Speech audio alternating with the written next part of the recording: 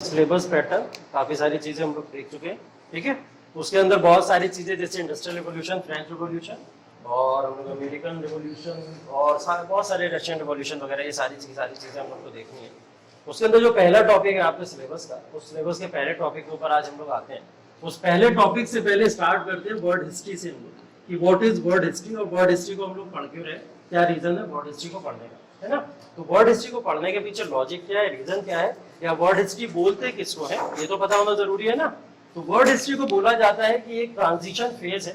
क्या है, एक ट्रांजिशन फेज है। जैसे हम लोग ने कुछ फेजेस पढ़े हैं एंशिएंट, मेडिवल और मॉडर्न के अंदर, तो वो क्या होते हैं कि जब एक फेज से दूसरा फेज चेंज होता है तो उसी चेंजिंग पीरियड को क्या कहा जाता है, कुछ हिस्ट्री का पोर्शन कहा जाता है। जैसे एंशिएंट से जब हम लोग मेडिवल की तरफ चले थे तो एक ट्रांजिशन पीरियड था, मेडिवल से जब मॉडर्न की तरफ चले तो एक ट्रांजिशन पीरियड था। इसी तरीके से जब हम लोग मॉडर्न वर्ड से एक और आगे एडवांस फॉर्म में चलते हैं तो वो क्या होता है, हमारा एक और ट्रांजिशन पीरियड होता है। यूरोपियन सोसाइटी के अंदर वो मॉडर्न टाइम बहुत पहले आ चुका था। जैसे हम लोग 17, 18, 19 सेंचुरी की बात करते हैं, वहीं से वो लगभग मॉडर्न एरा आ चुका था। हम लोग ने कल बात की थी कि 18 सेंचुरी के अगर हम लोग बात करते हैं तो 18 सेंचुरी के ही अंदर हम लोग वर्ल्ड हिस्ट्री की बेसिकली बात करते हैं।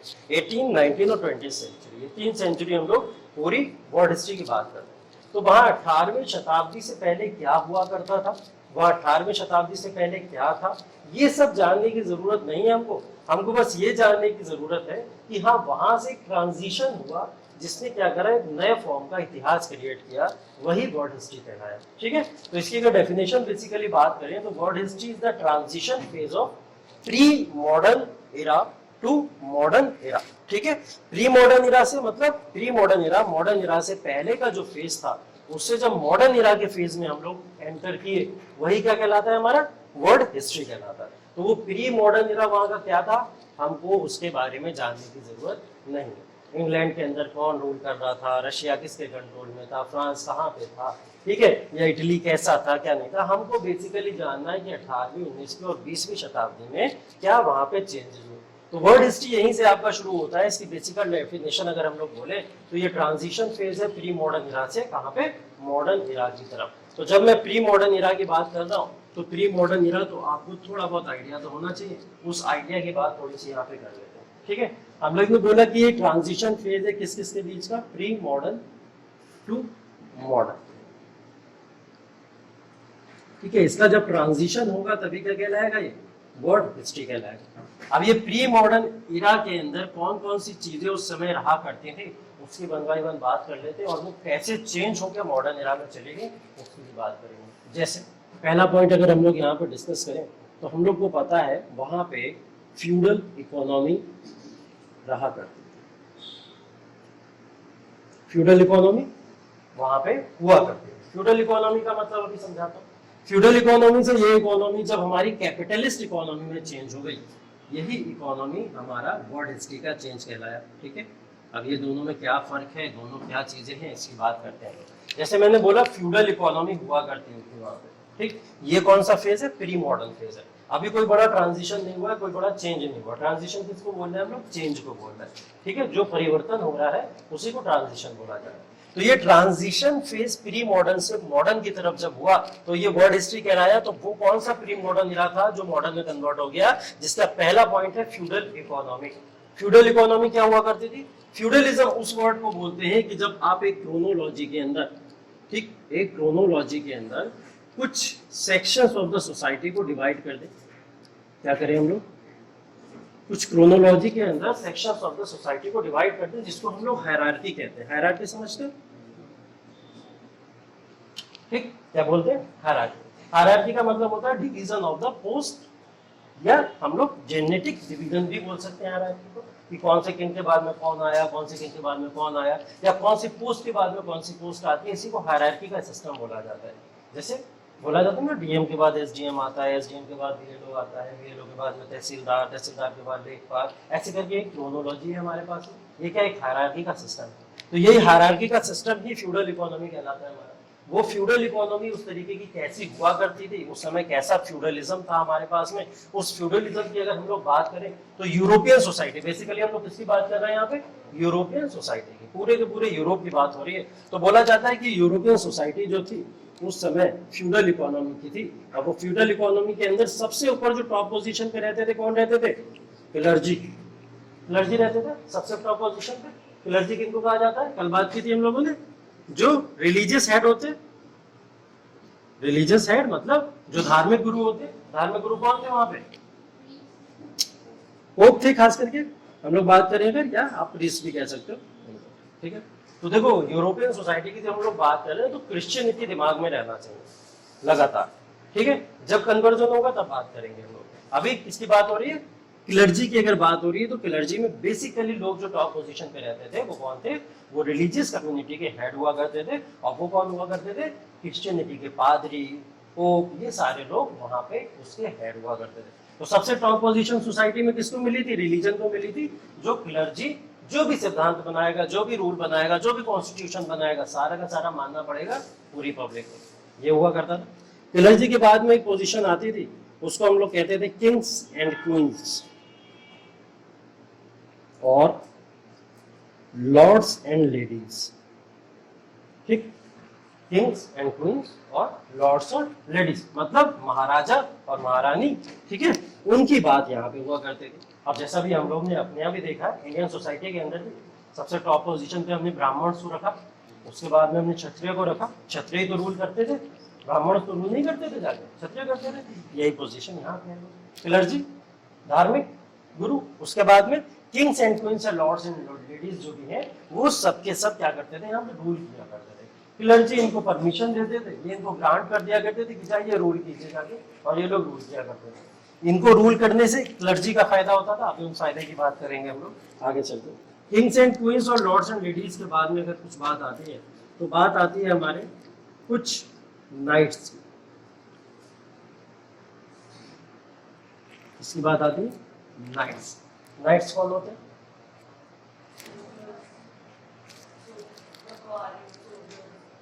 सोल्जर्स। और कुछ होता है? सोल्जर्स को ही कहते हैं। नाइट्स और कुछ भी होता है। ये लॉर्ड्स एंड लेडीज या किंग्स एंड क्वींस जो भी हो गए, इसके बाद में हम लोग नाइट्स की बात कर रहे हैं। देखो ये पूरी की पूरी जो यूरोपियन सोसाइटी है, मैं यहाँ पे इकोनॉमी के बेसिस पे बात कर रहा हूँ, इस चीज़ को ध्यान में रखिएगा। फ्यूडल अर्थव्यवस्था, ठीक है। तो फ्यूडल अर्थव्यवस्था की जब बात हो रही है तो यहाँ पे नाइट्स का वर्क होता था ट्रेडर्स का। किसका होता था? ट्रेडर्स का। ये लोग क्या होते थे? व्यापारी हुआ करते थे।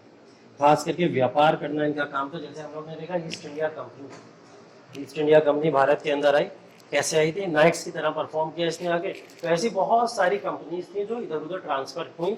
जैसे ईस्ट इंडिया कंपनी एशिया के अंदर आई थी, ऐसी कई सारी कंपनीज दूसरे भागों में भी गई दुनिया में। तो वो काम क्या करती थी? यही काम क्या करती थी? व्यापारी ही काम, व्यापारी लोगों का ही काम किया करती थी। तो वो अपना सारा का सारा जो भी इनकम कलेक्ट किया करती थी, वो इनकम कलेक्ट करके किंग्स एंड क्वींस या लॉर्ड्स एंड लेडीज के पास में जाते थे, और वो ये लोग इनकम कलेक्ट करके क्लर्जी तक पहुंचा दिया करते थे। तो ये नाइट्स का कुछ पोर्शन कुछ इस तरीके से डिवाइड होता है। हाँ, आपने सोल्जर्स वाला जो बोला, सोल्जर्स वाला सही होगा जब हम लोग फ्यूडल पॉलिटिकल सिस्टम की बात करेंगे, ठीक है। तो नाइट्स का मतलब वहां पे क्या होगा? एकदम सोल्जर्स ही होगा। तो सोल्जर जो इन लोग को प्रोटेक्ट किया करते थे, इनका रखवाले हुआ करते थे, उनको नाइट्स कहा जाता था। यहाँ पे इनको रखने के, इनका देखभाल करने के लिए इनको किस चीज़ की जरूरत थी? ट्रेड करने की जरूरत थी। तो ये लोग ट्रेड भी किया करते थे, ट्रेडर्स भी कहलाया करते थे, ठीक है। तो कुछ ऐसे लोगों को उसी फौज में से क्या करा जाता था? अपॉइंट किया जाता था। अब जैसे आपने देखा ना रॉबर्ट क्लाइव कोई नॉर्मल पर्सन तो था नहीं, वहाँ के आर्मी का हेड हुआ करता था पहले उस जगह पे। तो वो सोल्जर ही तो रहा था वहाँ का। उस सोल्जर को अपॉइंट करके इंडिया के अंदर भेजा गया था। तो उसने क्या करा था? फिर यहाँ पे आके अपना वर्क किया। तो वो काम यहाँ पे आके तो ट्रेडर्स ही करने लगा ना, यहाँ पे आके यहाँ पे नाइट्स की तरह तो वर्क करने लगा। पहले वो सोल्जर भी हुआ करता था। तो ये चेंज होते रहते हैं फेज इस तरीके से। जब हम इकोनॉमी की बात कर रहे हैं तो इस तरीके से पढ़ रहे हैं, अगर हम लोग पॉलिटिकल सिस्टम की बात कर रहे होते तो वो सोल्जर्स की तरह बात करते होते, ठीक है। इसके बाद में एक जो last section of the society आता ना, उसके अंदर आते थे पीजेंट्स एंड सर्व्स, ठीक है। सर्व्स जो है वो वॉशिंग पाउडर निर्माण नहीं है, ठीक है। वो यहाँ पे जो बात हो रही है सर्फ की, वो सर्फ है जो हमारे किसान या मजदूर लोग हुआ करते थे, उन्हीं को उस समय सर्फ की पोजीशन दी जाती, ठीक है। तो ये सर्फ्स की जो पोजीशन है, ये लास्ट पोजीशन हुआ करती थी पीजेंट्स एंड सर्व्स। ये लोग वहां पे खेती किसानी किया करते थे, खेती किसानी करके, और इन सभी लोगों को पालने वाले कौन थे? यही पीजेंट्स और सर्व्स हुआ करते थे। ठीक है, ये पूरी फ्यूडल इकोनॉमी का एक सिस्टम था, जिस तरीके से पूरी एक इकोनॉमी चला करती थी वहां पे, है। तो ये पीजेंट्स एंड सर्व्स का रोल इतना बड़ा क्यों था? हमने देखा है कि पूरे वर्ल्ड के अंदर इंडस्ट्रियल रिवॉल्यूशन से पहले और इंडस्ट्रियल रिवॉल्यूशन के बाद भी हर जगह पे एग्रीकल्चर की डोमिनेंस रही, राइट। लोग पहले खाना पीना या जिंदा रहते कैसे थे? एग्रीकल्चर से ही तो रहते थे। तो वो एग्रीकल्चर या एनिमल हस्बेंड्री भी अगर वो करते थे तो उसके लिए भी वो एग्रीकल्चर के लिए ही करते थे, है ना। तो वो जो एग्रीकल्चर था उसका इतना डोमिनेंस था, उस डोमिनेंस की वजह से ही पूरी की पूरी सोसाइटी बैठकर जिंदा रहती थी। जैसे ये पीजेंट्स एंड सब, ये पीजेंट और सब सबसे इंपॉर्टेंट फैक्टर्स हुआ करते थे सोसाइटी का। उसके बाद भी सोसाइटी में सबसे लास्ट रखे गए, सबसे लास्ट रखे गए। अब हुआ ये कि ये वाला सिस्टम जो था फ्यूडल इकोनॉमी का, ये प्री मॉडर्न इरा का है। लेकिन इसके बाद में क्या हुआ? कैपिटलिस्ट इकोनॉमी आ गई। कैपिटलिस्ट इकोनॉमी, पूंजीवादी अर्थव्यवस्था उसको कहते हैं कि जब किसी अर्थव्यवस्था के अंदर बहुत डिमांड बढ़ जाए किसी भी चीज की, और वहां पे मार्केट और प्रॉफिट के लिए कुछ लोग आके कलेक्ट होके वहां पे अपना प्रोडक्शन करना स्टार्ट कर दें। जैसी डिमांड बढ़ेगी वैसा प्रोडक्शन करते चले जाएंगे, और उससे क्या करेंगे वो लोग? मार्केट क्रिएट करेंगे। मार्केट क्या करेगी? उनको प्रॉफिट देगी। तो यही क्या कहलाती हमारी कैपिटलिस्ट इकोनॉमी। पूंजीवादी अर्थव्यवस्था का मतलब क्या होगा कि ये जो पूरा का पूरा सिस्टम था, लोग यहाँ पीजेंट और सर्फ के ऊपर डिपेंडेंट थे पूरी तरीके से। क्या हुआ? यहाँ पे इंडस्ट्रियल रिवॉल्यूशन आ गया था, पता है आपको। औद्योगिक क्रांति आ गई। औद्योगिक क्रांति आने के बाद में मशीनें बनने लगी। मशीनें क्यों बनी? क्योंकि डिमांड बढ़ गई थी। मैंने बोला ना, इंडस वैली सिविलाइजेशन के अंदर जब लोग यहाँ पे आए, या हम लोग प्री हिस्टोरिक इरा की भी बातें कर लें, जब लोग सिंधु की तरफ आए तो क्यों आए थे? क्योंकि एक जगह पे इतनी भीड़ इकट्ठी हो गई थी कि रिसोर्सेज की कमी होने लगी थी। तो वो रिसोर्सेज को गेन करने के लिए आगे बढ़ते चले गए। तो यही तो हुआ। तो वो रिसोर्सेज को गेन करने के लिए या तो आप इंपीरियलिज्म की पॉलिसी अपना लो, आगे बढ़ जाओ कहीं, या तो उसी जगह पे रह के क्या करो? डिमांड को पैदा करो, प्रोडक्शन करो ज्यादा से ज्यादा। तो वो डिमांड और प्रोडक्शन कैसे होगा? जब आप वहां पे मार्केट बनाओगे। और मार्केट कौन लोग बनाएंगे? ये तो बनाएंगे। कौन बनाएंगे? पूंजीवादी लोग ही तो बनाएंगे आगे। तो यहाँ पे आ गए पूंजीवादी लोग। तो ये फ्यूडल इकोनॉमी से किसमें कन्वर्ट हो गई? Capitalist economy. ठीक है। तो देखो, जितना भी हम लोग प्री मॉडर्न की बात करते हैं, ये पूरा का पूरा जो इरा है, ये पूरा का पूरा इरा कहलाता है वाणिज्यवाद का इरा। इसको बोला जाता है मर्केंटिलिज्म। ये पूरा का पूरा इरा वाणिज्यवाद का इरा या मर्केंटिलिज्म कहलाता है। वाणिज्यवाद या मर्केंटिलिज्म का मतलब क्या करेंगे हम लोग? क्या होता है? इंडस्ट्रियल रिवॉल्यूशन से पहले पहले का इरा यही कहलाता है। इस पूरे इरा को मर्केंटिलिज्म ही कहते हैं या वाणिज्यवाद कहते हैं। वाणिज्य का मतलब क्या होता है? वाणिज्यवाद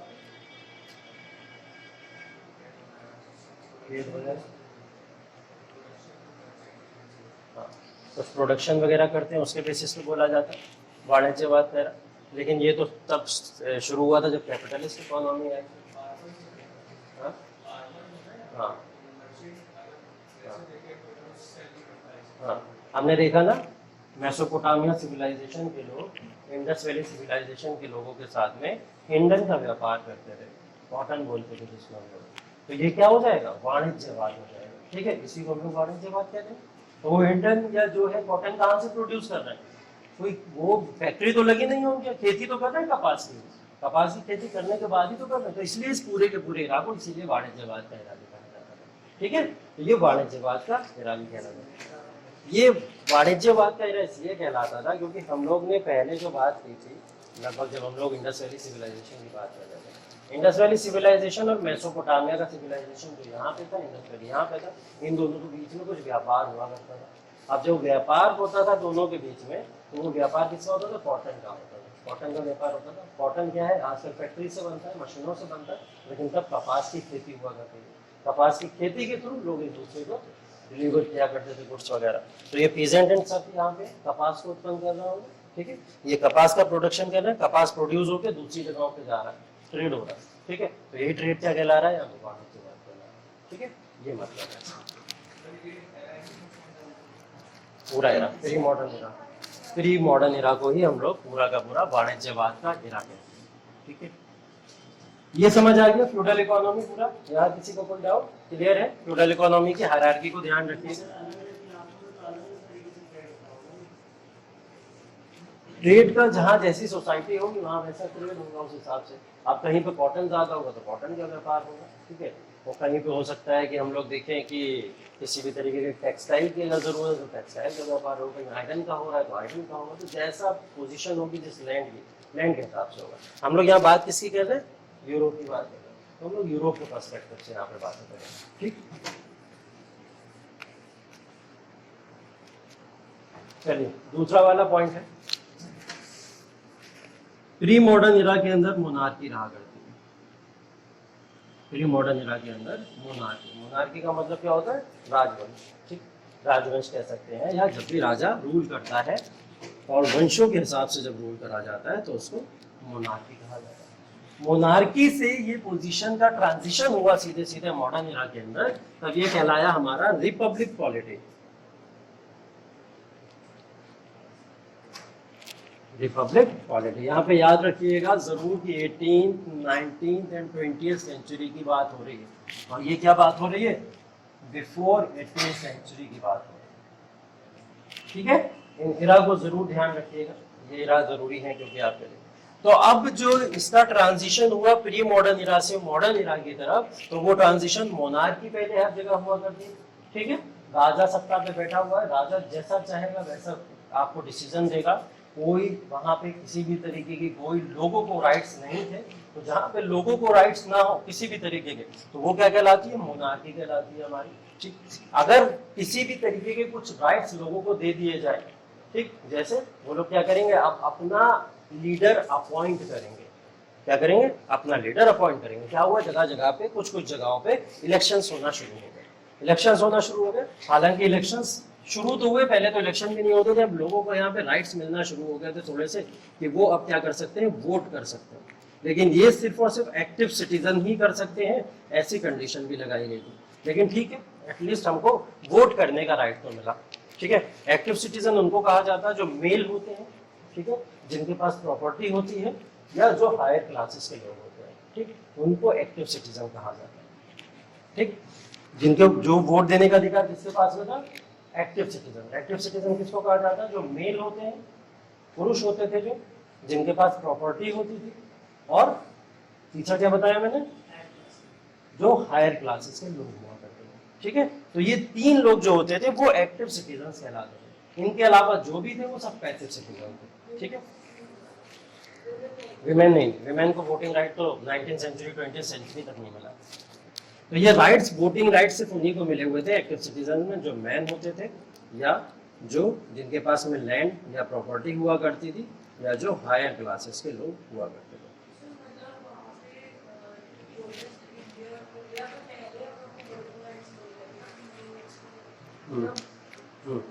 यो देखो, यूरोपियन सोसाइटी के अंदर एक प्रॉब्लम रही है सबसे बड़ी, और वो प्रॉब्लम यही रही है कि वो लोग महिलाओं को जो है रिस्पेक्ट तो दिया करते थे, लेकिन उनको राइट नहीं दिया करते थे। रिस्पेक्ट दिया करते थे, राइट्स नहीं दिया करते थे। इंडियन सोसाइटी के अंदर इन दोनों की कमी देखने को मिली है हमको, रिस्पेक्ट की भी कमी देखने को मिली है और राइट्स की भी कमी देखने को मिली है, ठीक है। तो इन सबसे ओवरकम करने के लिए हमने उनको जल्दी वोटिंग राइट्स प्रोवाइड कर दिए थे, कि एटलीस्ट हम इससे उनको फ्रीडम तो दे सकते हैं, कुछ फ्रीडम तो दे दे सोसाइटी में। अभी भी आपने देखा होगा कि रिसेंटली अभी 15 अगस्त में मोदी जी ने जब यहाँ पे लेक्चर अपना डिलीवर किया था, तो उसके भाषण के अंदर उन्होंने यही बात बोली कि महिलाओं के प्रति सम्मान को हमको बढ़ावा देना चाहिए, जो कि कहीं ना कहीं जाने अनजाने में हम उनको सम्मान नहीं दे रहे हैं सोसाइटी में। इस चीज़ को उन्होंने बोला। तो ये प्रॉब्लम आज तक इतनी ही ग्रेव लग रही है जितनी ग्रेव पहले शायद थी। हाँ, उतनी नहीं है, लेकिन राइट्स तो है, रिस्पेक्ट की कहीं ना कहीं एक शॉर्टेज है। तो वो दोनों चीज़ों की बात हुई। हाँ, तो यहाँ पे इंडियन सोसाइटी के अंदर उन लोगों को पहले से राइट्स दे दिए गए थे, ठीक। तो ये मोनार्की से रिपब्लिक पॉलिटी के अंदर इसका एक कन्वर्जन देखने को हमको मिला। तो यही क्या है, ट्रांजिशन फेज है, कि अब मोनार्की नहीं रहेगी कहीं पे। अब क्या होगा, धीरे धीरे लोग इलेक्ट करेंगे लोगों को, और इलेक्ट करने के बाद में राजा वहां पे आके रूल किया करेगा। तो ये एक सिस्टम बना जिससे मोनार्की से लोग कहाँ ट्रांसफर होने लगे? रिपब्लिक पॉलिटी, ठीक है। ये जो इंसान मानव हुआ करता था उस समाज का, वो दो तरीके का हुआ करता था, ठीक है।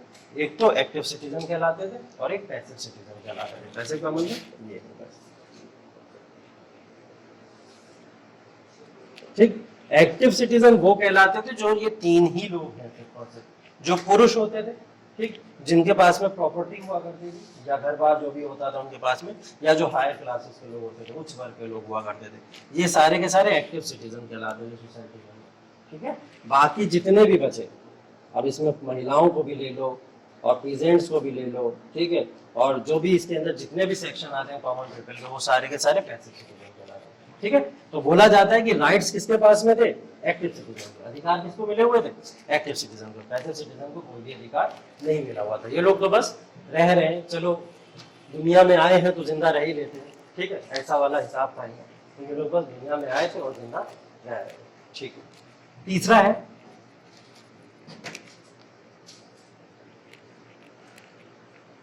Customs and tradition by clergy. मतलब बताओ कोई इसका? Custom and traditions by clergy. अभी क्लर्जी बताया क्या होता है? हायर क्लासेस, रिलीजियस है, ठीक। तो जितने भी कस्टम्स हैं, ट्रेडिशंस हैं, जो भी रूल्स हैं सोसाइटी के, जो भी किसी भी तरीके के कोई भी सांस्कृतिक महोत्सव या जो भी आप सोसाइटी के अंदर A to Z सारी चीजें ले लीजिए, उन सबको डिसाइड करने वाले कौन थे? क्लर्जी हुआ करते थे। क्लर्जी ने आपको जो बता दिया, you have to follow that, ठीक। आपको उसके अलावा कुछ भी अपनी तरफ से फॉलो नहीं करना है। जो क्लर्जी बोलेगा वही आपको फॉलो करना पड़ेगा, और अगर उसको फॉलो नहीं करोगे तो आपको दंड दिया जाएगा। और दंड बहुत तरीके के होते थे, जिसमें मृत्यु दंड सबसे सुप्रीम दंड हुआ करता था, ठीक है, मृत्यु दंड, ठीक। तो मृत्यु दंड सबसे सुप्रीम दंड हुआ करता था, ठीक है। तो ये कस्टम्स एंड ट्रेडिशन जो क्लर्जी ने यहाँ पे बनाए थे, वो कस्टम्स एंड ट्रेडिशंस को मॉडर्न इरा के अंदर चेंज कर दिया गया। क्या कर दिया गया यहाँ पे? यहाँ पे आ गया ह्यूमनिज्म या लिबरलिज्म, मतलब मानवतावाद या स्वतंत्रतावाद।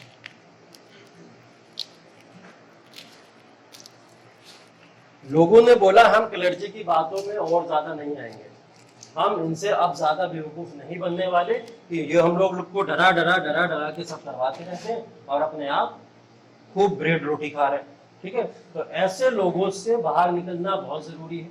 इन लोगों से बाहर निकलने के लिए इन्होंने एक प्रिंसिपल को जन्म दिया। वो प्रिंसिपल था मानवतावाद या स्वतंत्रतावाद। हम स्वतंत्र होकर अपने डिसीजन खुद लेंगे, हम मानवतावाद के आधार पर डिसीजन लेंगे, ह्यूमैनिटी जो हमको बोलेगी हम उस हिसाब से डिसीजन लेंगे। लोग धर्म को इतना सुप्रीम मानते क्यों थे?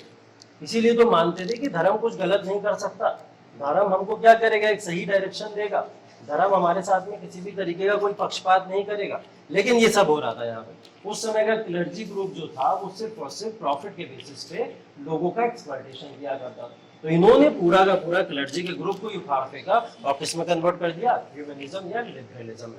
जैसे कल मैंने इटली के यूनिफिकेशन का एक एग्जाम्पल दिया था, मैंने कहा पोप से या क्लर्जी ग्रुप से इन्होंने इटली को छीन लिया और छीन के इटली का एक यूनिफिकेशन कर दिया। तो ये सब किसने कर लिया?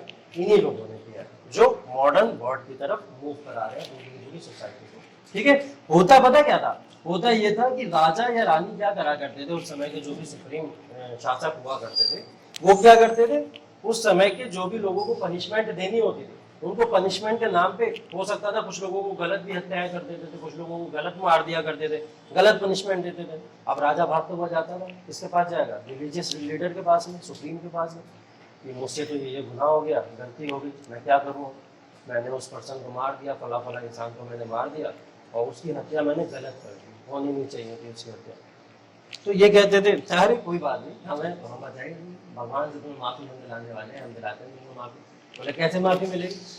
बोले लैंड को गिफ्ट कर दो, ठीक। बोले लैंड को गिफ्ट कर दो। लैंड गिफ्ट करने का मतलब प्रॉपर्टी का दान कर दो। जैसे क्या होता है, उस प्रॉपर्टी को जैसे आज के समय में कुछ रिलीजियस प्लेसेस के लिए दान कर दिया जाता है, इस तरीके से चीजें होती है। तो बोले आप प्रॉपर्टी को दान कर दोगे, अगर हमको प्रॉपर्टी दे दो, मतलब जिसकी हत्या करी है उसको नहीं मुआवजा मिलना चाहिए। मुआवजा किसको मिलना चाहिए? इनको मिलवा देंगे, क्योंकि ये भगवान से माफी दिला रहे हैं, ठीक है। तो बोले आप क्या करो, हमको आगे दान कर दो जितनी भी प्रॉपर्टी आप देना चाहते हो, और हम भगवान से बोल देंगे वो आपको माफ कर देंगे, ठीक है। तो जाते थे भागते हुए प्रॉपर्टी को दान कर दिया करते थे जाके वहाँ, और जैसी प्रॉपर्टी को दान करते थे इनके सारे पाप धुल जाते थे, फिर से पकड़ते थे कि दूसरा गर्दन काट दिया करते थे। तो ये सब लोग देखते देखते परेशान हो चुके थे कि इन दोनों ने अच्छी टीम बना के रखी हुई है, एक मारता एक माफ करवा देता, एक मारता एक माफ करवा देता, इसका कुछ तो करना पड़ेगा, ठीक है। तो उसी कुछ करने के लिए ये इतना बड़ा ट्रांजिशन हमको देखने को मिला, ठीक है। तो ये क्लर्जी के फेस से इन्होंने खुद को आजाद किया और ह्यूमनिज्म या लिबरलिज्म की तरफ अपने आप को लेके पहुंचे, ठीक है। फोर्थ पॉइंट, हाँ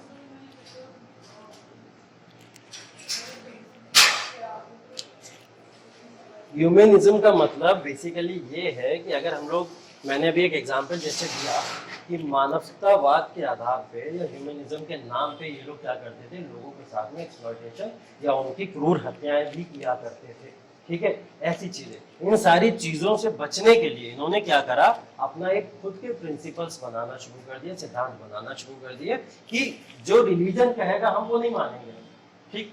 मतलब जो क्लर्जी हमसे कहेंगे कि आपको क्या करना है, आपको गंगा जाना है और गंगा जाके डुबकी लगानी है और डुबकी लगा के आपको सारे पाप धुल जाएंगे, बोले हम नहीं मानेंगे। हम क्या करेंगे, हम आसपास के किसी मंदिर में चले जाएंगे और मंदिर पर जाने के बाद वहाँ जो भिखारी बैठे हुए हैं उनको दक्षिणा दे आएंगे, उनको किसी भी तरीके का दान दे आएंगे, इससे हमारे पाप धुल जाएंगे। तो ये इनका खुद का सोचा हुआ प्रिंसिपल था, ये मानवतावाद का प्रिंसिपल हो गया, ये रिलीजन का कस्टम हो गया, प्रिंसिपल हो गया। तो ये मानवतावाद का प्रिंसिपल लोगों ने अपनी सोच के आधार पर डेवलप कर लिया, तो ये मानवतावाद कहलाता है, ठीक है। इसी से वो लिबरल हो गए ना, लिबरल हो गए, उन्होंने खुद सोचा और खुद करना शुरू कर दिया। अब वो इनके इन्फ्लुएंस में नहीं है कि क्लर्जी जो कह रहा है हम वही कर रहे हैं, वो लोग लिबरल है। अब जो चाहेंगे वो डिसीजन ले सकते हैं जो उनको ठीक लगेगा, उनकी आत्मा को संतुष्टि देगा कि मैंने ये किया तो किसी इंसान का भला हुआ है उससे, ठीक है। क्या है, service of Mankind is the service of God, ये तो बोला जाता है, लेकिन पहले क्या था, service of God is everything. आप मैनकाइंड को छोड़ दो, सिर्फ सर्विस ऑफ गॉड पर।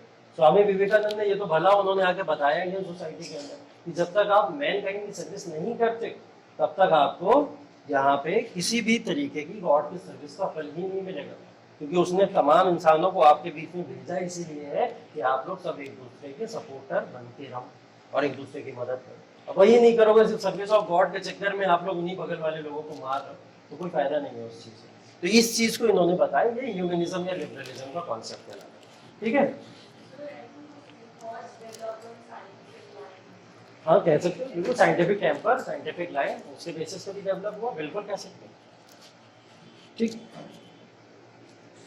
अगला पॉइंट है यहाँ पे कि रिलीजन वॉज द कॉन्स्टिट्यूशन, धर्म ही क्या है, आपका संविधान, धर्म ही संविधान, क्या बोला,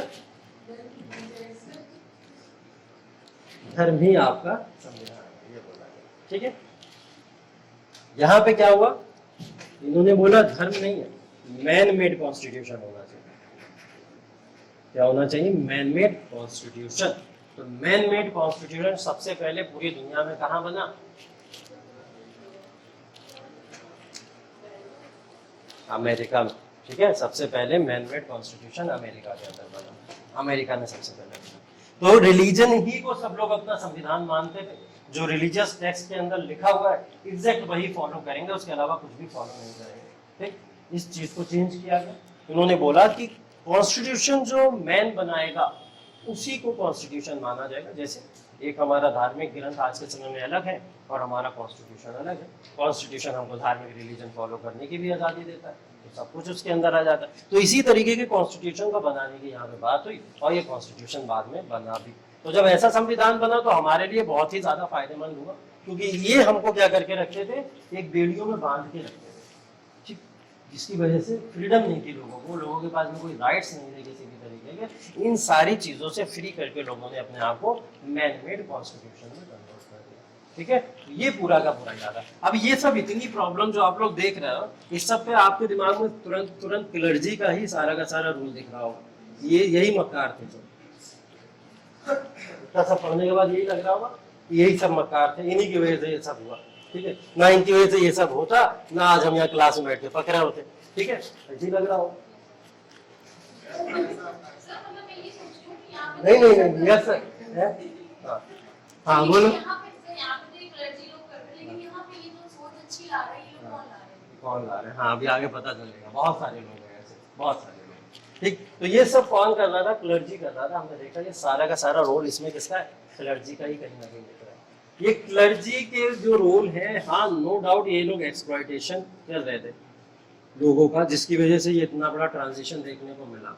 लेकिन इनका डाउनफॉल होने के पीछे रीजन क्या था, ये सब बातें लोगों को समझ क्यों आना शुरू हो गई। किसी ने तो बताया होगा आके, कुछ तो बोला होगा आके कि ये सब हो रहा है तुम्हारे साथ में गलत, और अब सही करने के लिए ये करो। ऐसा कुछ हुआ तो होगा, जिसकी वजह से ये सब चीजें, इनका डाउनफॉल स्टार्ट हुआ। ये डाउनफॉल स्टार्ट होने के पीछे सबसे पहला कारण जो बताया जाता है, वो कारण ये बताया जाता है कि जब क्लर्जी का डाउनफॉल हुआ तो लोग एक मॉडर्न इरा की तरफ मूव किए। मतलब अभी तक क्या था कि लोग एक रिलीजन जो आपका क्रिश्चियनिटी था, उस क्रिश्चियनिटी के रिलीजन के अंदर पूरी तरीके से फंसे हुए थे। ठीक है, क्रिश्चियनिटी के रिलीजन के अंदर फंसे हुए थे। अब यहाँ पे है क्रूसेड। पहला इनका डाउनफॉल का रीजन था क्रूसेड। क्रूसेड का मतलब क्या होता है, क्रूसेड का मतलब होता है ये एक स्ट्रगल था, यह एक संघर्ष था बिटवीन टू रिलीजन। और उस समय के वहां के जो मोस्ट प्रोमिनेंट रिलीजन जो उस समय पे थे, वो एक तो क्रिश्चियनिटी ही है आपका, और दूसरा इस्लाम। ठीक, क्रूसेड किसको बोला जाता है, जब स्ट्रगल फेज दो कम्युनिटी के बीच में हुआ, क्रिश्चियनिटी और इस्लाम के बीच में, तो उसी को हमने क्या बोला, क्रूसेड बोला। तो इनके डाउनफॉल का सबसे बड़ा कारण बताया गया क्रूसेड, क्योंकि इस्लामिक पावर वहां पे आई। जैसे हमने देखा ऑटोमन एम्पायर, ऑटोमन एम्पायर ने रोमन एम्पायर का विघटन कर दिया था पूरी तरीके से, और विघटन करके उसने सारे के सारे सी रूट्स जितने भी थे ब्लॉक कर दिए थे, रोक लिए थे। बोले हम जिसको परमिशन देंगे वही लोग वहां से ट्रेड कर पाएंगे, ऐसा होना शुरू हो गया। ठीक, तो जब ये तमाम चीजें शुरू हुई तो ये लोग बोले, ये जो लोग सारे के सारे ये सब फॉलो कर रहे थे, इनकी बातें मान रहे थे, कह रहे कहाँ गए तुम्हारे भगवान, ये सी रूट क्यों नहीं खुलवा पा रहे, हम लोग ट्रेड क्यों नहीं कर पा रहे, यहाँ से कहाँ चले गए। इस्लामिक पावर ने हमारे ऊपर आके आक्रमण कर दिया, रोक लिया हमको, हम खाने पीने के मोहताज बैठे हैं यहाँ पे, बुलाओ ना अपने भगवान को। हम नहीं बुला पा रहे हैं, क्योंकि यहाँ पे आके रोमन एम्पायर को कोलैप्स कर दिया था उन्होंने। अब जब रोमन एम्पायर कोलैप्स हुआ, वहां पे इस्लामिक पावर जब स्ट्रॉन्ग होना शुरू हो गई, एक रीजन समझ में आया इन लोगों को कि सच में ये बेवकूफ ही बना रहे हैं, भगवान जैसी चीज तभी एग्जिस्ट करती है जब मैन अपना वर्क खुद करेगा। ह्यूमन अपना काम जब तक खुद नहीं करेगा, भगवान की मदद को नहीं आने वाला। अभी तक तो सारे के सारे लोग डिपेंडेंट थे क्लर्जी के ऊपर। तो ये बात समझ है, इसने डाउनफॉल का एक रीजन दिया। क्लर्जी लोगों ने जो लोगों के बीच में गुमराही डाल के रखी थी कि जो हम चाहेंगे वही होगा, जैसा हम भगवान से कहेंगे वैसे ही हो जाएगा, ये सारी गुमराही खत्म हुई तो लोग यहाँ से यहाँ कन्वर्ट होना शुरू हो गए। बोले इनसे कुछ नहीं होगा, खुद ही करना पड़ेगा। तो अब इन्होंने क्या करा, सब खुद करना शुरू कर दिया। तो ये क्रूसेड एक रीजन था बहुत बड़ा, जिसकी वजह से ये डाउनफॉल शुरू हुआ। ठीक,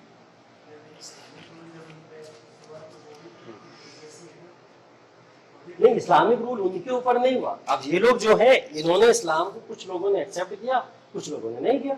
जिन्होंने नहीं किया उन्होंने नई नई पॉलिसीज को जन्म देना शुरू कर दिया, जिन्होंने एक्सेप्ट कर लिया होगा वो ऐसे ही रहे, वो ऐसे ही रहे होगा।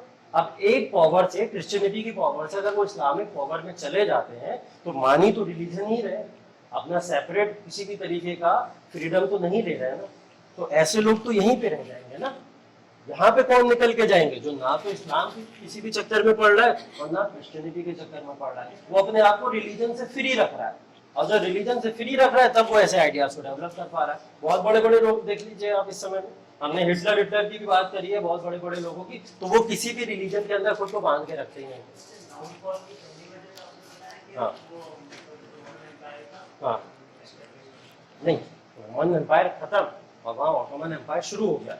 रोमन एम्पायर किसका था, क्रिश्चियनिटी का पूरा एम्पायर था, और उसको खत्म करने वाला इस्लामिक एम्पायर था। अब क्रिश्चियनिटी के एम्पायर को खत्म करके जब एक इस्लामिक एम्पायर खड़ा हो रहा है, तो फिर लोग शक तो करेंगे ना क्लर्जी के रूप में, करेंगे कि नहीं करेंगे, कि भगवान आपके एक एम्पायर को बचा नहीं पाए, जिसकी वजह से हम लोग मुसीबत में, और कोई दूसरा धर्म आके हम पर रूल कर ले रहा है।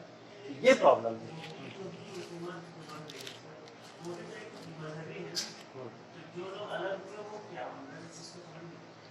एक होते हैं, दो रिलीजन आए एग्जिस्टेंस में, एक पहले से था क्रिश्चियनिटी, लोग क्रिश्चियनिटी को फॉलो कर रहे हैं, मैं कह रहा हूँ जितने वहाँ पे लोग हैं सब क्रिश्चियनिटी को फॉलो कर रहे हैं 100%। ठीक, अब एक नया रिलीजन आ जाए, इन्वेट कर दे वहाँ पे आके, वो इन्वेट करके खत्म कर दे उस पूरे पुराने रिलीजन को, खत्म कर दे कि भाई अब यहाँ पे इनका रूल नहीं चलेगा, अब यहाँ पे इस्लामिक रूल चलेगा। तो जैसे ही पुराना रिलीजन खत्म होगा, लोगों के अंदर ये डाउट नहीं आएगा कि पहले सारे लोग ये कहा करते थे कि भगवान हमारी रक्षा कर रहा है, भगवान हमको बचा रहा है। सारे क्लर्जी लोग यही तो कह रहे हैं, भगवान हमको बचाया करता था, भगवान हमको खाने को दे रहा है, भगवान को प्रॉपर्टी दान करो तो भगवान तुमको ये देगा वो देगा। तो वो भगवान आज के समय में कहाँ है जो इस्लामिक पावर के अटैक को नहीं रोक पाए, और इस्लामिक पावर ने हमारे ऊपर अटैक कर लिया और उन्होंने हमारे ऊपर रूल करना शुरू कर दिया। तो उसमें जो 100% लोग हैं, वो 100% लोगों में से लगभग 50 से 70% लोगों का विश्वास हट जाएगा। चलो 30% ईमानदार थे, वो इन्हीं के साथ रुक जाएंगे, क्लर्जी के साथ। लेकिन 50 से 70% लोग हट गए, उनका जैसी रिलीजन से तुरंत जैसे ही इनके ऊपर से क्लर्जी से विश्वास हटा, कुछ लोग क्या करेंगे, या तो इस्लाम को स्वीकार कर लेंगे, इस्लाम की तरफ चले जाएंगे, माना 20% चले गए, फिर भी उसके बाद में 40% बचे लोग। वो 40% लोग क्या कर रहे हैं सोसाइटी में, वो कर रहे हैं, वो कर रहे हैं। ठीक है, तो उन लोगों ने कुछ ऐसे सिस्टम को, ट्रांजिशन जोन को जन्म दिया। ठीक, तो पहला रीजन क्रूसेड था जो डाउनफॉल का इनके रीजन बना और इतना बड़ा ट्रांजिशन देखने को आया।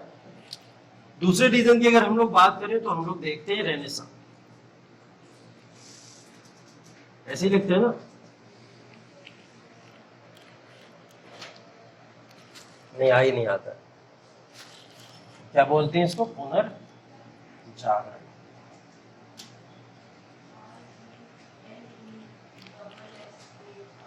डबल एस है, RENE,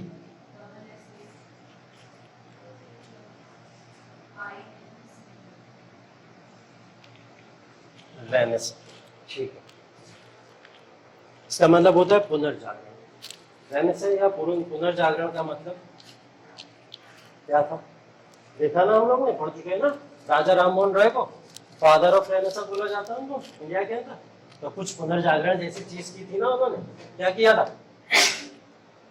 सोसाइटी के अंदर जो इविल्स थे उन इविल्स को रिमूव करके यहाँ पे एक नया पुनर्जागरण किया था। पुनर्जागरण का मतलब था लोगों को जगाना, जो लोग नींद में हैं। नींद में कुछ ऐसे लोग हैं जो ये नहीं समझ पा रहे हैं कि ईश्वर आपकी तभी मदद करेगा जब तक आप खुद की मदद नहीं करोगे। ठीक, तो जब आप अपनी मदद करोगे तभी ईश्वर आपकी मदद करेगा। ठीक है, बैठे बैठे आपके मुंह में खाना नहीं आएगा, हाथ चलाने पड़ेंगे। तो ऐसे लोगों को समझाने के लिए यहाँ पे एक रेनेसां जैसे बहुत बड़ा एक हम लोग कह सकते हैं एक रिवॉल्यूशन हुआ। उस रिवॉल्यूशन ने क्या करा, यहाँ पे लोगों के अंदर एक अंडरस्टैंडिंग क्रिएट करी, वो समझ क्रिएट करी, जिसकी वजह से लोगों ने इन चीज़ों को अडॉप्ट करना शुरू किया। अब इस रेनेसां के अंदर बहुत बड़े बड़े रेनेसां की बात अगर हम लोग करें तो इंडस्ट्रियल रिवॉल्यूशन बहुत बना। ठीक है, इंडस्ट्रियल रिवॉल्यूशन भी एक रेनेसां का पार्ट था कि पहले सारे के सारे लोग वाणिज्यवाद के ऊपर डिपेंडेंट थे, खेती बाड़ी के ऊपर डिपेंडेंट थे। अब उन्होंने क्या करा, उनको एक उम्मीद दिखी, एक मौका दिखा कि हम लोग मशीन भी बना सकते हैं, मशीन से भी काम कर सकते हैं और ये हमारे लिए बहुत ईजी भी हो सकता है। और इससे क्या होगा, ये जो क्लर्जी वाले ग्रुप है इनका जो एक दबदबा है, प्रेशर है, वो भी रिड्यूस होना शुरू हो जाएगा। तो इसके लिए क्या करा जाए कि रेनेसां जैसी चीज़ों को अपनाया जाए। इन्होंने इंडस्ट्रियल रिवॉल्यूशन जैसी चीज़ों को अपनाया, तो यही रेनेसां का पूरा जोर फैलाया। ठीक है, तो दूसरा रीजन इसके पीछे क्या हो सकता है, क्रूसेड के बाद में रेनेसां हो सकता है। ठीक है, तीसरे रीजन की बात करते हैं।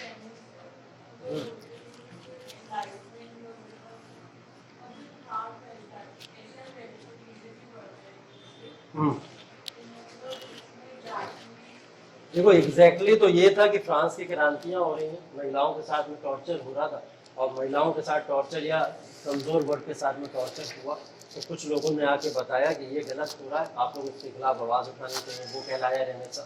अमेरिका में रिवॉल्यूशन हुआ, लोग कह रहे थे कहीं फ्रीडम नहीं मिल रही थी उनको, तो अमेरिकन रिवॉल्यूशन में लोगों ने अपनी फ्रीडम को गेन करना ही रेनेसां कहलाया उनके लिए।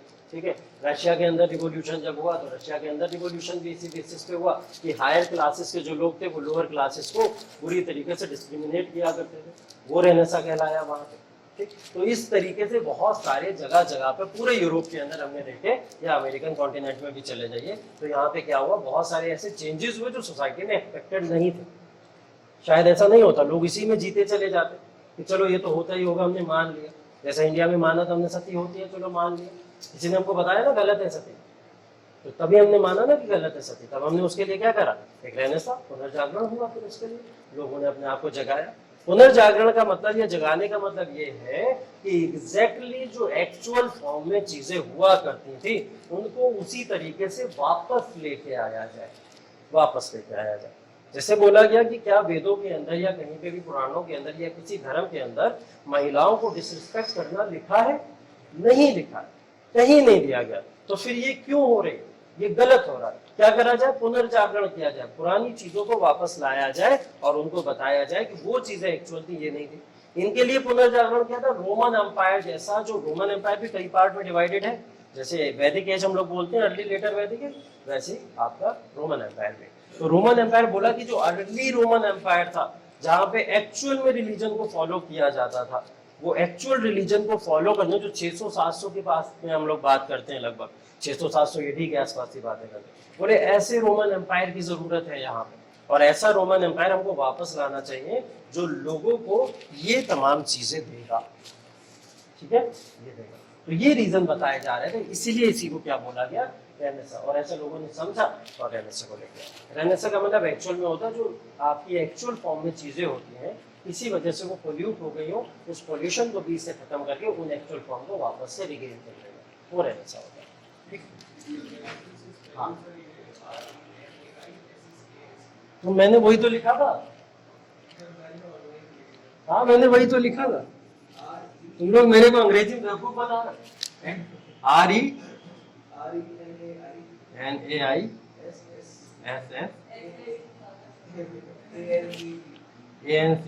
हाँ, तो बस एक ऐसा एक्स्ट्रा था, मतलब कम था।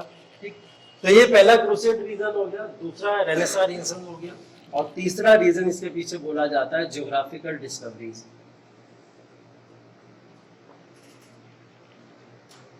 तुम लोग समझ रहे हो ना मैं ये सब किस पॉइंट पे बातें कर रहा हूँ, किस पॉइंट पे बातें कर रहा हूँ, डाउनफॉल की बातें कर रहा हूँ ना, कि ये ट्रांजिशन जो हुआ है ये क्यों हुआ, ये तो है पूरा का पूरा।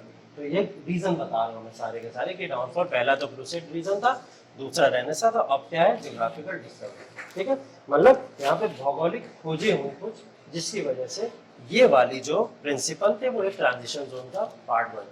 अब भौगोलिक खोजें क्या होती, भौगोलिक खोजे की वजह से ही क्या हुआ, हमको बहुत बड़ा चेंज देखने को मिला। उस चेंज की बात थोड़ा सा एक एग्जांपल देके कर लेते हैं हम लोग। हमने पढ़ा कि भारत के रास्ते की खोज करने वाला कौन था, वास्को डी गामा।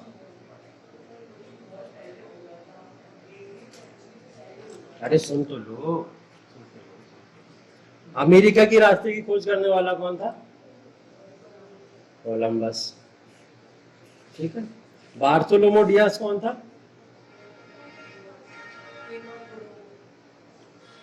इसने केप ऑफ गुड होप खोज की। ठीक है, तो ये कुछ ऐसे लोग थे, ये ज्योग्राफिकल डिस्कवरीज जो हो रही थी, तो वो ज्योग्राफिकल डिस्कवरीज जब यहाँ पे हो गई, तो लोगों को यहाँ पे इसी सिस्टम में रहते रहते एक बात का तो अंदाजा हो गया, वो ये था कि हम लोग के पास में रहने के लिए सिर्फ यही जगह तो है जहाँ पे हमारे ऊपर खिलर्जी ओवर रूल करें। अगर हम इनसे स्वतंत्र नहीं हो सकते तो हम अपना प्लेस चेंज तो कर सकते हैं, कहीं और तो जा सकते हैं। हमको भारत के रास्ते के बारे में तो पता चल गया, अमेरिका के रास्ते के बारे में तो पता लग गया, तो एटलीस्ट ज्योग्राफिकल डिस्कवरीज से ये तो पता लग गया कि लोगों ने एक प्लेस से दूसरे प्लेस पे मूव करना शुरू कर दिया। ज्योग्राफिकल डिस्कवरीज ने हमको ये आइडिया दे दिया। ज्योग्राफिकल डिस्कवरीज की वजह से क्या हुआ, पूरी दुनिया के अंदर ग्लोबलाइजेशन नहीं हो गया, ग्लोबलाइजेशन हुआ। ग्लोबलाइजेशन में क्या, ग्लोबलाइजेशन का मतलब ट्रेड बढ़ गया ना, एक कंट्री दूसरी कंट्री के साथ में व्यापार कर सकती थी। इसकी वजह से जब रास्ते मिले हमको, दूसरी कंट्रीज की खोज हो गई, खोज का मतलब रास्तों की खोज जब हमको मिल गई, पता लग गया कि हमारे पास चलो इंडिया जैसी भी कोई चीज है जो मसाले, कॉटन और टेक्सटाइल के मामले में बहुत रिच है, हम उसके साथ में क्यों ना ट्रेड करें, जिसकी वजह से हमारे यूरोपियन कॉन्टिनेंट का जो भी यहाँ पे कमियां हैं वो पूरी हो सकती है। तो इन्होंने क्या करा, इसी ज्योग्राफिकल डिस्कवरीज का बाद में सहारा लिया, और इस सहारे के बदले में इन्होंने ग्लोबलाइजेशन को बढ़ावा दिया। और ग्लोबलाइजेशन ने किसको बढ़ावा दिया, ट्रेड। और ट्रेड की वजह से क्या हुआ, लोगों के मन से ये वहम हटना शुरू हो गया कि ईश्वर ही बैठ के आपको खिलाएगा। आपको खुद मेहनत करके खाना पड़ेगा, ट्रेड व्यापार के ऊपर डिपेंडेंट होना पड़ेगा, क्योंकि पीजेंट्स और जो सर्व्स थे उनका भी धीरे धीरे डाउनफॉल शुरू हो गया था इन सब की वजह से, जो क्लर्जी किंग और क्वींस होते थे, क्योंकि ये सारे के सारे लोग क्या करते थे, पीजेंट्स के ऊपर इतना टैक्स लगाया करते थे, इतना टैक्स लगाया करते थे कि वो सारा का सारा टैक्स देते ही देते बर्बाद अपनी खेती कर लिया करता है। तो एक नई चीज की खोज तो करनी, तो वही क्या था, ज्योग्राफिकल डिस्कवरीज था। इन ज्योग्राफिकल डिस्कवरीज को जो इन कुछ लोगों ने किया, इन रास्तों को दे दिया था जब हमको, तो इन रास्तों की वजह से लोगों के मन में ग्लोबलाइजेशन जैसा कॉन्सेप्ट भी आया, और उस ग्लोबलाइजेशन की वजह से लोगों ने व्यापार करना शुरू कर दिया, और उस व्यापार की वजह से ही लोग आगे चलते इस प्री मॉडर्न इरा से मॉडर्न इरा की तरफ ट्रांजिशन करते चले। ठीक है, तो ये तीसरा पॉइंट है डाउनफॉल के लिए, जिसको हम लोग जिम्मेदार मानते हैं। क्लियर, ये ट्रांजिशन जोन समझ आ गया, नोट कर लीजिए, कुछ बचाओ तो।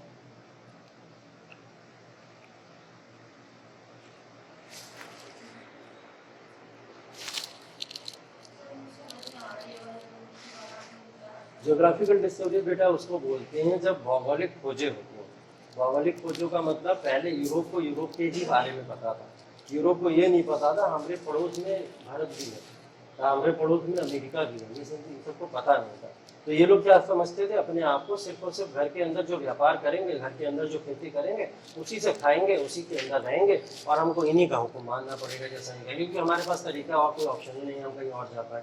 लेकिन क्या करा, कुछ ऐसे लोग आए क्रांतिकारी, जिन्होंने क्या करा, रास्तों की खोज कर दी जाए। जब इन्होंने रास्तों की खोज कर ली तो इनको पता लग गया, नहीं क्लर्जी के चक्कर में नहीं पड़ना, हमारे पास भी हमको बेवकूफ़ बनाए हुए इतनी देर से कि भगवान ने सिर्फ यूरोपी बनाया है और यहीं जिंदा रहो यहीं मर जाओ, ऐसा कुछ नहीं है। हमारे पास में भी है, भारत भी, एशिया भी है, हमारे पास में अमेरिका भी है, अफ्रीका भी है, हम लोग यहाँ भी जा सकते हैं, यहाँ पे भी जाके ट्रेड कर सकते हैं। तो इन सारी चीज़ों को जब इस्टेब्लिश होना शुरू हो गया, इनका जन्म होना शुरू हो गया, तो यही सारी चीज़ें क्या कहलाई, ज्योग्राफिकल डिस्कवरीज कहलाई। जब ये ज्योग्राफिकल डिस्कवरी, एक इंसान दूसरी जगह पे जाएगा, तो क्या करा था वास्को डी गामा ने, वास्को डी गामा ने यही तो करा था, ट्रेड ही तो किया भारत के साथ ही, और जब ट्रेड किया एक कंट्री का दूसरी कंट्री के साथ में, उसी को हमने क्या कहते हैं, ग्लोबलाइजेशन। ठीक है, क्या बोलते हैं हिंदी में ग्लोबलाइजेशन, वैश्वीकरण।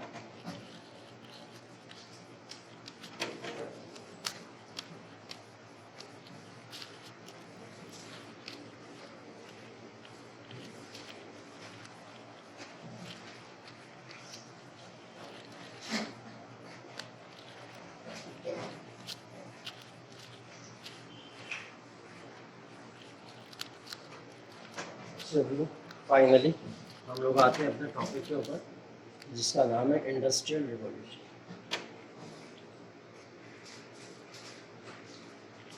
या जिसको बोलते हैं हम लोग औद्योगिक क्रांति।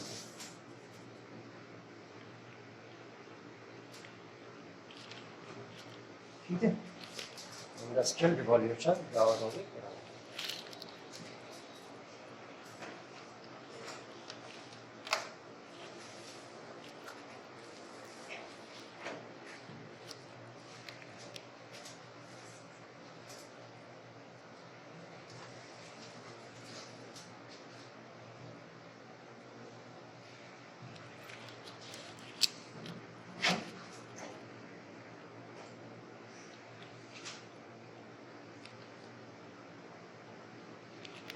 क्या है, आइए आप, क्या इंडस्ट्रियल रिवॉल्यूशन, औद्योगिक क्रांति हम किसको कहते हैं। ठीक है, तो औद्योगिक और क्रांति दोनों को थोड़ा सा अलग अलग समझ लें।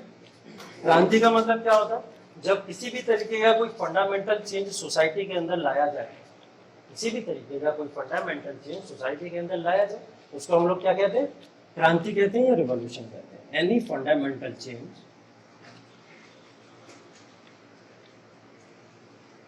इन पॉलिटी और इन सोसाइटी।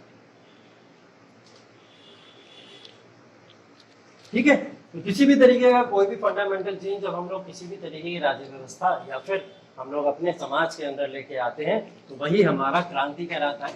अब ऐसा क्या फंडामेंटल चेंज हम लेके आए जो हमारा औद्योगिक से रिलेटेड हो गया। औद्योगिक का मतलब तो आप लोग समझ ही रहे हैं, हम लोग इंडस्ट्रीज की बातें कर रहे हैं। ठीक है, इंडस्ट्रीज की तो बातें कर रहे हैं। यहाँ पे औद्योगिक क्रांति से मतलब क्या है, इंडस्ट्रीज के अंदर एक क्रांति हुई, इंडस्ट्रीज को लेके क्रांति हुई। अब क्या थी वो इंडस्ट्रीज की क्रांति, क्रांति क्या थी, ऐसी क्या चीजें हुई कि हमारे इंडस्ट्रियल रिवॉल्यूशन जैसी एक चीज देखने को मिली। इंडस्ट्रीज की क्या क्रांति हो रही है यहाँ पे। क्रांति को बोला मैंने फंडामेंटल चेंज इन पॉलिटी और सोसाइटी, जो पॉलिटी और सोसाइटी के ऊपर इम्पैक्ट डाले ऐसी इंडस्ट्रीज का यहाँ पे जन्म होना शुरू हो गया। अभी तक इससे पहले कुछ इंडस्ट्रीज हुआ नहीं करती, वो खेती किसानी कैसे किया करते थे हमने देखा ना, बहुत पुराने समय से देखते चले आ रहे हैं। खेती किसानी में अभी तक आज तक कई सारे लोग हल का यूज करते हैं और पुराने बैकवर्ड एरियाज के अंदर। लेकिन अब क्या हुआ, अब उसकी जगह एक मशीन आ गई जो हल का काम खुद ही कर देती है। क्या करा उसने, मशीन ने चेंज कर दिया ना ह्यूमन लेबर को।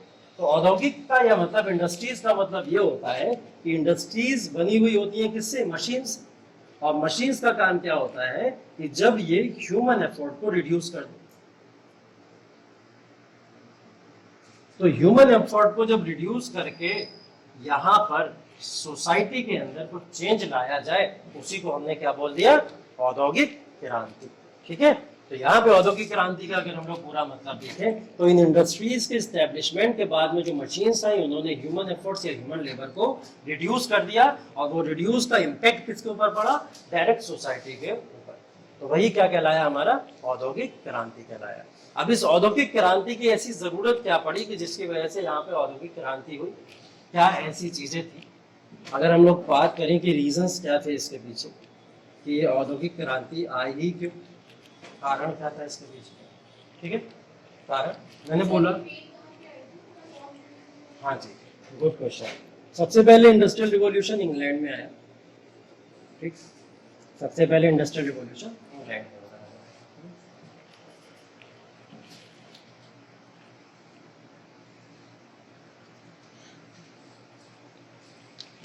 इंडस्ट्रियल रिवॉल्यूशन की खोज करने वाले व्यक्ति का भी नाम चाहे तो लिख लीजिए, लेकिन ये बच्चों वाले क्वेश्चन है।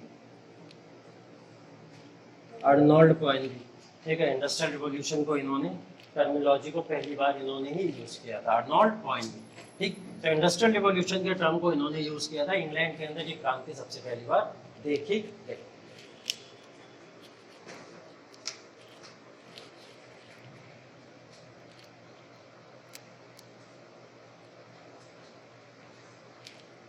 रीजंस की बात कर रहे थे हम लोग। औद्योगिक क्रांति समझ आ गया, क्लियर हो गया। ठीक है, मशीन्स का हम लोग ने क्या करा, औद्योगिक क्रांति की जब हम लोग बात कर रहे हैं तो औद्योगिक में यहाँ मतलब किसका है, इंडस्ट्रीज से। ठीक है, इंडस्ट्रीज यहाँ पे लग रही है। इंडस्ट्रीज क्या जन बनाती है, मशीन्स को बनाती है। मशीन्स क्या करती है, ह्यूमन एफर्ट्स को रिड्यूस कर देती है। जो ह्यूमन लेबर कर रहा है, अपने हाथों से काम करता था, उसको क्या करा, इन्होंने रिड्यूस कर दिया, आसान कर दिया। जब ह्यूमन एफर्ट्स को रिड्यूस कर दिया गया और उसकी वजह से हमको अपने सोसाइटी के अंदर एक बहुत बड़ा चेंज या परिवर्तन देखने को मिला, इसी को हमने क्या बोला, औद्योगिक क्रांति बोला। ठीक है, रीजंस की बात करते हैं। रीजंस में सबसे पहला रीजन था इसका वर्ल्ड ट्रेड। अगर पहले रीजन की बात करें हम लोग तो रीजन है वर्ल्ड ट्रेड।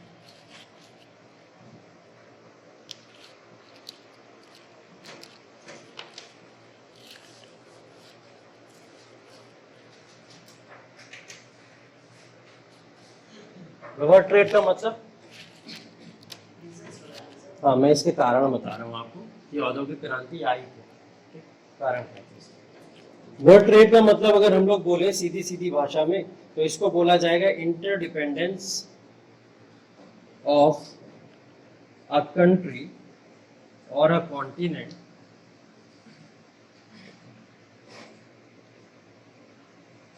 विद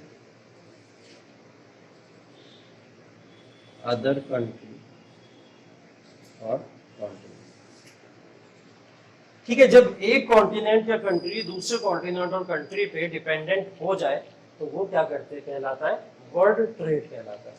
ये वर्ल्ड ट्रेड इंटरडिपेंडेंट होने की जरूरत क्यों पड़ रही है हमको, हम तो खुद ही में बलवान राजा महाराजा हैं, तो हमको इंटरडिपेंडेंट होने की जरूरत क्यों पड़ रही है। इंटरडिपेंडेंट होने की जरूरत हमको इसलिए पड़ रही है क्योंकि अब हमको डिमांड बढ़ती चली जा रही है सोसाइटी के अंदर। ये बात अभी बताई मैंने आपको कि ये डिमांड का इंक्रीमेंट होता चला जा रहा है लगातार।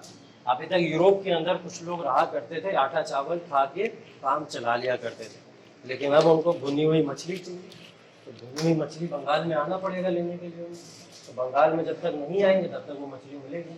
वो डिमांड बढ़ रही है ना उस मछली की, तो जब वो डिमांड बढ़ेगी तो लोग निकलेंगे ना भारत के लिए। और जब भारत के लिए निकलेंगे तो भारत से व्यापार करके तो लड़ेंगे, लूट के तो नहीं ले जाएंगे। 18वीं 19 20वीं शताब्दी की लगभग बातें कर रहे हैं हम लोग। तो अब ये लोग क्या करेंगे, यहाँ पे आएंगे और उसका व्यापार करेंगे, और व्यापार करके उस मछली को ले जाके अपने दे देंगे। ये क्या हुआ, वर्ल्ड ट्रेड हो गया, इंटरडिपेंडेंस भी हो गई एक कंट्री की दूसरी कंट्री के ऊपर। ठीक, हम उनके ऊपर अगर बंगाल के लोग डिपेंडेंट होंगे यूरोपियन के ऊपर, तो किसके बेसिस पे होंगे, वो हमको पैसा देंगे, मनी देंगे, जिससे हम लोग अपनी रिसोर्सेज या इकोनॉमी का अपलिफ्टमेंट करेंगे, ये होगा। और वो हमारे ऊपर डिपेंडेंट क्यों, क्योंकि हम लोग उनको मच्छी मार देंगे, तो वो हमारे ऊपर इसलिए डिपेंडेंट है। तो ये जो डिपेंडेंसी है एक दूसरे के ऊपर, इस डिपेंडेंसी को ही हम लोग वर्ल्ड ट्रेड कहते हैं। इसने क्या करा था, डिमांड को जन्म दे दिया था। यहाँ पे आप लोग उस पॉइंट को बहुत अच्छे से यूज कर सकते हो जो मैंने अभी आपको ज्योग्राफिकल डिस्कवरीज बताया था। ठीक है, ज्योग्राफिकल डिस्कवरीज पूरा क्लियर है आप लोगों को, फिर बताने की जरूरत नहीं। ठीक है, तो ज्योग्राफिकल डिस्कवरीज को वर्ल्ड ट्रेड के अंदर आप बहुत आसानी से यूज कर सकते हैं। ये वर्ल्ड ट्रेड हुआ क्यों, क्योंकि यहाँ पे ज्योग्राफिकल डिस्कवरीज होना शुरू हो गई थी, जिसकी वजह से हमको वर्ल्ड ट्रेड को बढ़ावा देना पड़ा। ठीक है, चलिए इसके बाद में दूसरी बात करें अगर हम लोग,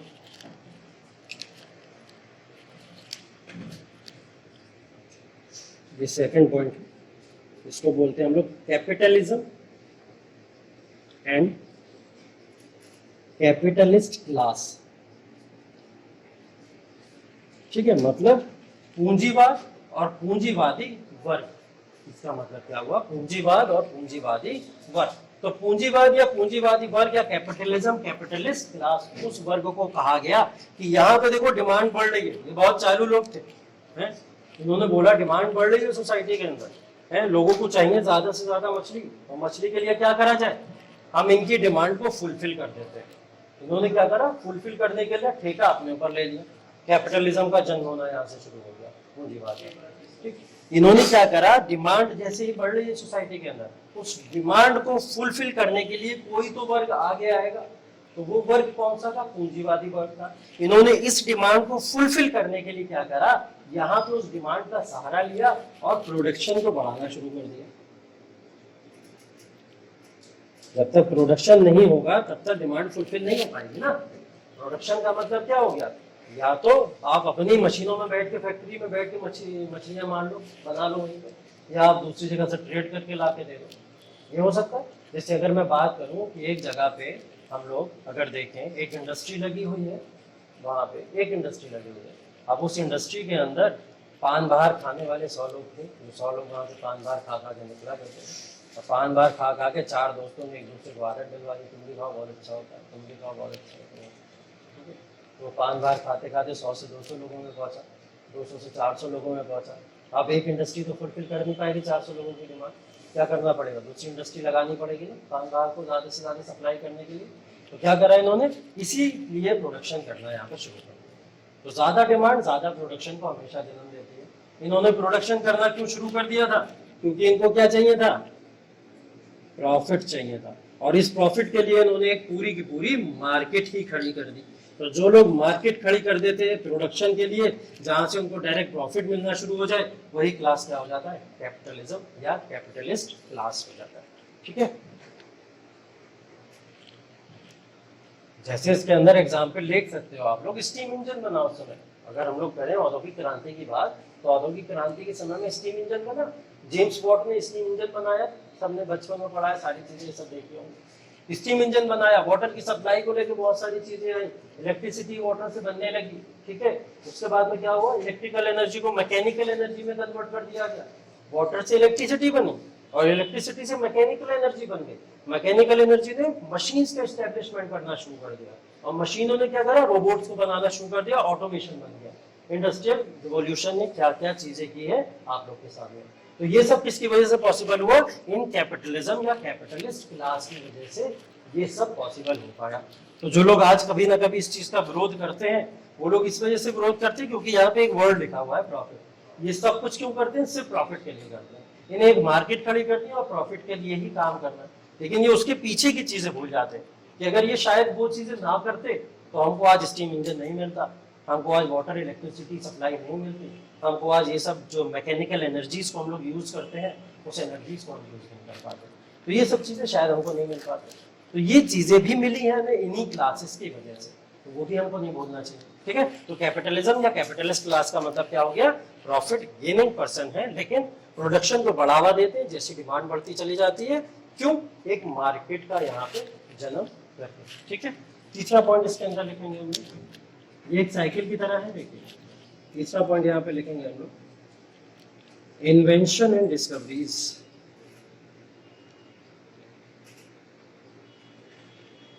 इन्वेंशन एंड डिस्कवरीज, खोजें उस समय में बहुत ज्यादा ही कुछ, जैसे अभी मैंने बहुत सारे एग्जाम्पल दिए आपको। कैपिटलिस्ट इकोनॉमी की वजह से ही या कैपिटलिस्ट क्लास की वजह से ही यहाँ पे बहुत सारे इन्वेंशन हमको देखने को मिले या डिस्कवरीज देखने को हमको मिलेगी। इन्वेंशन डिस्कवरीज के अंदर वही एग्जाम्पल लिख सकते हो, जेम्स वॉट वगैरह का स्टीम इंजन वगैरह जो भी अपने यहाँ पे चला है, तो वो इन्वेंशन और डिस्कवरीज की वजह से ये सब चीजें पॉसिबल है, ठीक। इसके बाद में चौथा रीजन लिखेंगे, imperialism and colonialism. Imperialism and colonialism, ठीक है। इंपीरियलिज्म और कोलोनियलिज्म में दोनों में जो हम लोग अब बात करते हैं, इन दोनों की बात का मतलब समझने की थोड़ी सी कोशिश कीजिएगा, क्योंकि ये थोड़ा सा पेचीदा पॉइंट है, इसको समझने के लिए थोड़ा सा समझने की जरूरत है। इंपीरियलिज्म तो हम लोग जानते हैं कि साम्राज्यवाद, जब हम लोग साम्राज्य को बढ़ाना शुरू कर दें तो वो इंपीरियलिज्म होता है, साम्राज्य को ज्यादा बढ़ाना। कोलोनियलिज्म की जब हम लोग बात करते हैं तो ये क्या होता है, जबरदस्ती का अधिग्रहण होता है किसी दूसरी पावर के ऊपर, जैसे अंग्रेजों ने भारत के साथ में किया, ठीक। कॉलोनियल पावर बन गई तो आए वो हमारे लिए, तो उन्होंने क्या करा, भारत को अपनी एक कॉलोनी बना लिया और कॉलोनी बना के यहाँ पे शासन करना ही शुरू कर दिया। कुछ लोग इंपीरियलिज्म ट्रेड के लिए करते हैं और कुछ लोग कॉलोनियलिज्म किसके लिए करते हैं, रूल के लिए करते हैं। तो यहाँ पे ट्रेड और रूल दोनों थे, यहाँ पे ट्रेड और रूल दोनों थे। अब अगर हम लोग ट्रेड की बातें करें तो ये इन्वेंशन और डिस्कवरीज भी थी, कैपिटलिज्म भी था, वर्ल्ड ट्रेड भी था। इन सारी चीजों ने वर्ल्ड के अंदर बढ़ावा जब इंपीरियलिज्म को दिया, क्योंकि अब हमको ये बात पता लगी कि इंडिया के अंदर अगर हम लोग जाएंगे तो हमको मसाले मिलेंगे बहुत अच्छे। वास्को डी गामा आया ना, मसाले लेके गया ना, उसने क्या करा, बाद में अपना गवर्नर अपॉइंट कर दिया यहाँ पे। क्यों, क्योंकि बोले बार बार आना जाना ले जाना, इससे क्या हो रहा है, लॉस ही हो रहा है और बहुत लंबा रूट तय करना पड़ता है। इसलिए क्या करो, गवर्नर अपॉइंट कर दो। गवर्नर यहाँ पे बैठा जरूर, लेकिन उसके दिमाग में बातें क्या थी, इंपीरियलिज्म की, साम्राज्यवाद को बढ़ावा देना, कि हम लोग क्या करें, यहीं पे अपनी एक कॉलोनी बना लेते हैं, जैसे ईस्ट इंडिया कंपनी ने बाद में करा। आए तो ट्रेड करने थे, लेकिन क्या करा, धीरे धीरे उसको अपनी कॉलोनी बना लिया कि हम लोग यहाँ ट्रेड करेंगे और प्रॉफिट हमको ज्यादा होगा। इस वर्ड ने उन लोग को लालच दिया और उन्होंने इंपीरियलिज्म को से उसको कन्वर्ट किसमें कर दिया, कोलोनियलिज्म में, ठीक।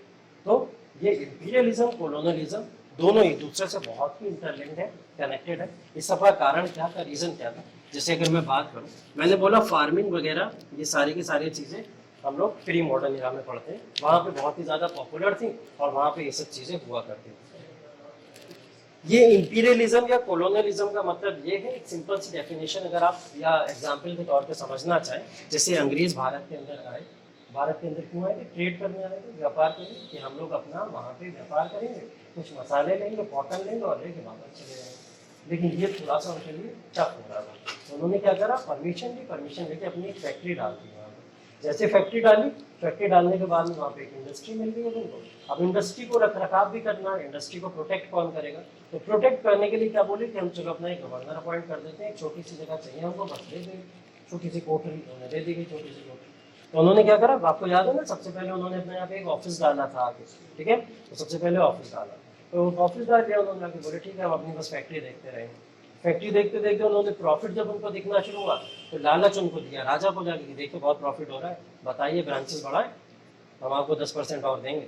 राजा बोले लाओ 10% हमें क्या दिलाइए, तो उन्होंने बोला ठीक है 10% दो, क्योंकि राजा को उस समय जनता नहीं दिख रही थी, राजा को उस समय प्रॉफिट दिख रहा था। तो ये कोलोनियलिज्म और इंपीरियलिज्म मिले हुए हैं आपस में, ठीक। तो उन्होंने उसी की वजह से क्या हुआ, इंपीरियलिज्म को बढ़ावा देना शुरू कर दिया। अब धीरे धीरे ईस्ट इंडिया कंपनी ने भारत में रूल भी किया, ये इनकी इंपीरियलिज्म वाली पॉलिसी थी और उसको अपनी कॉलोनी बना लिया। तो इसी को हम लोग क्या कहते हैं, इंपीरियलिज्म। अब ये इंपीरियलिज्म कोलोनियलिज्म किस रीजन की वजह से पॉपुलर हुआ, क्यों हुआ, ऐसी चीजें लोगों ने देखो जब अपनी इंडस्ट्रीज बनाई या लोगों ने इंडस्ट्रीज के बाद में ट्रेड करना शुरू किया, तो ट्रेड करने के लिए उनको कुछ चीजों की जरूरत थी, कुछ चीजों की जरूरत थी, जैसे उनको कोल की जरूरत थी, कोल की जरूरत होगी, कोल की जरूरत होगी। कोल से क्या मिलता है? बिजली। कोल से क्या मिलता है?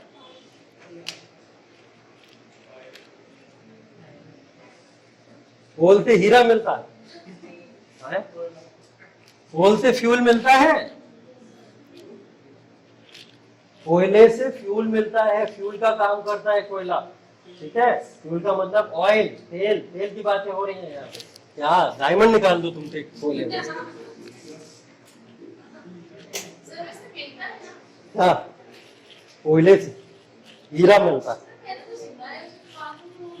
आते? अच्छा, खाने में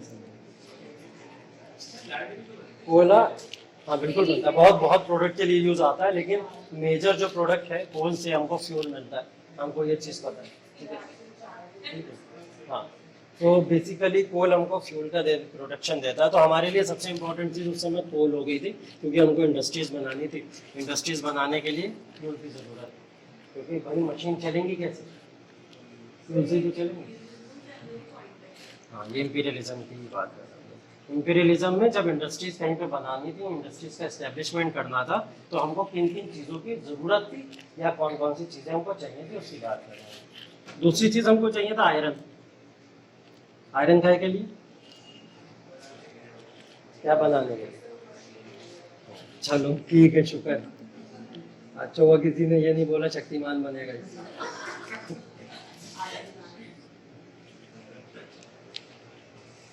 नहीं, वो देसी थोड़ी, हम तो देसी की बात है, शक्तिमान देसी है। कोई बात नहीं, हम भारत भी तो लाएंगे बीच बीच में अपना, ठीक। तीसरी चीज हमको क्या चाहिए थी? तीसरी चीज हमको चाहिए था कॉटन। और कॉटन से क्या मिलेगा?